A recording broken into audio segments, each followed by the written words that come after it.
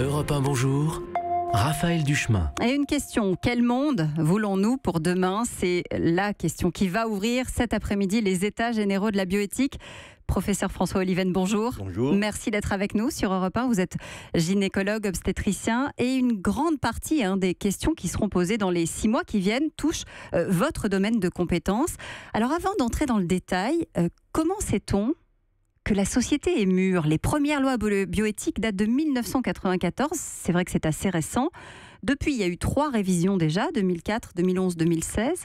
Les Français sont prêts aujourd'hui à de nouveaux changements?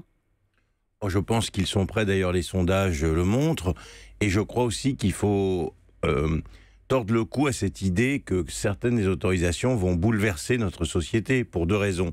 D'abord parce que beaucoup des choses que l'on voudrait autoriser se font déjà, contrairement à ce qu'on dit, les Françaises vont à l'étranger par centaines pour réaliser ces actes. Et deuxièmement, parce que l'incidence du nombre d'enfants sera faible. Il y a 800 000 naissances, je ne sais pas s'il y a 1000, 2000 femmes seules qui feront un enfant chaque année. Donc je crois que ça, c'est le repoussoir, mais ce n'est pas la réalité. Vous faites référence évidemment à la procréation médicalement assistée, par exemple. Notamment. Vous avez signé, vous, avec 109 autres personnalités, une tribune pour réclamer une réforme urgente de la GPA, la gestation pour autrui. Vous dites on ne peut plus ignorer ces enfants comme des fantômes et faire comme s'ils n'existaient pas. Voilà, alors la GPA, c'est l'archétype, la presse ne parle que de ça. Et on pense que c'est, je sais pas, moins d'une centaine de couples par an. Voyons la réalité, quoi. Donc ça veut dire, c'est important, mais c'est pas non plus la chose la plus importante. Alors mais oui, la France ces enfants. Le refuse pour l'instant. Mais la France le refuse comme beaucoup de pays. Alors ça, évidemment, si on est nombreux à le refuser, c'est plus acceptable que quand on est les seuls pour d'autres sujets qu'on va aborder dans quelques minutes, je l'espère.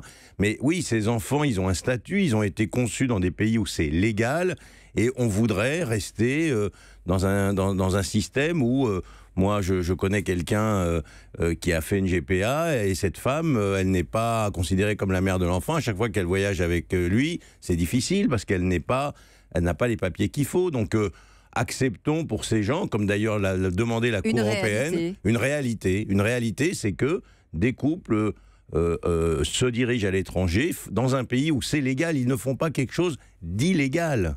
L'autre question sensible, vous en conviendrez avec moi, c'est celle de la fin de vie, évidemment. La France a avancé, c'est vrai, en la matière en 2001, en 2016, mais pas autant que ses voisins. On parle de droit à mourir dans la dignité, pas vraiment de suicide assisté, encore moins d'euthanasie. On l'a vu encore avec la romancienne Anne Berg, qui a choisi d'aller mourir en Belgique.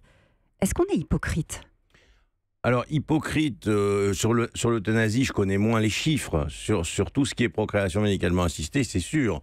On est hypocrite parce que ça se fait, parce qu'il y a une liberté de circulation. Mais surtout, je crois qu'il est important de regarder autour de nous. Je prends à nouveau ces 2 exemples. Si on prend la GPA, très peu de pays en Europe l'autorisent, 3-4. Ça veut dire qu'on est assez consensuel. Pour d'autres techniques, on est pratiquement les seuls, on est hyper rétrograde. Donc à un moment donné, il faut évoluer. Mais pourquoi est-ce qu'on est rétrograde comme ça, Mais nous, alors justement, c'est une bonne question. Moi, je pense qu'il y a déjà un problème qui a changé, heureusement. C'est qu'on avait une chambre de députés qui était essentiellement masculine. De mémoire, je crois que c'était 83% d'hommes en 2007, par exemple. Ça veut dire que la voix des femmes n'était pas suffisamment entendue. La voix des femmes n'était pas entendue, et c'était des gens, on va dire, gentiment assez âgés. Donc là, il y a un renouveau formidable. Ceci dit, je suis très prudent, parce que c'est quand même les députés qui vont décider, et on n'est pas à l'abri de surprises. Parmi les sujets qui divisent, professeur, il y a évidemment la question de l'embryon. Est-il une personne ? Peut-on reproduire in vitro du vivant à partir de cellules souches ? Ça aussi, c'est un vrai débat. Alors, moi, ce que j'aimerais, en tout cas, c'est qu'on structure les problèmes. C'est un vrai débat. Et en même temps, aujourd'hui, il n'y a pas une demande monstrueuse de faire des embryons à partir de cellules souches. Donc, ce qui serait bien aussi, c'est de structurer les problèmes par ordre hiérarchique de leur importance. Et je pense que dans ces problèmes... mais c'est important pour la recherche. C'est important. Et là, il y a des principes de de société tout à fait essentiel. Je suis tout à fait d'accord. Mais je pense que ce qui est important maintenant, c'est surtout de se focaliser sur les sujets sur lesquels il y a une demande et sur lesquels ces couples se dirigent à l'étranger, ou ces couples ou pas ces couples d'ailleurs, les femmes seules en l'occurrence.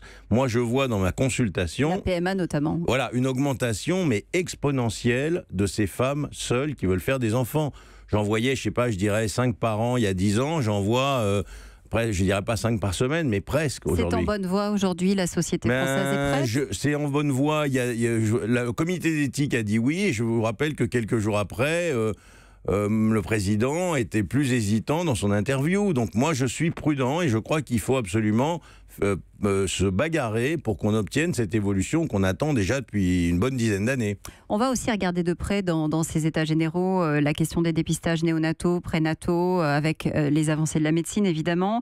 Certaines maladies peuvent être décelées avant. Le risque, c'est celui de la médecine prédictive, danger ou pas, et jusqu'où est-ce qu'on peut justement intervenir?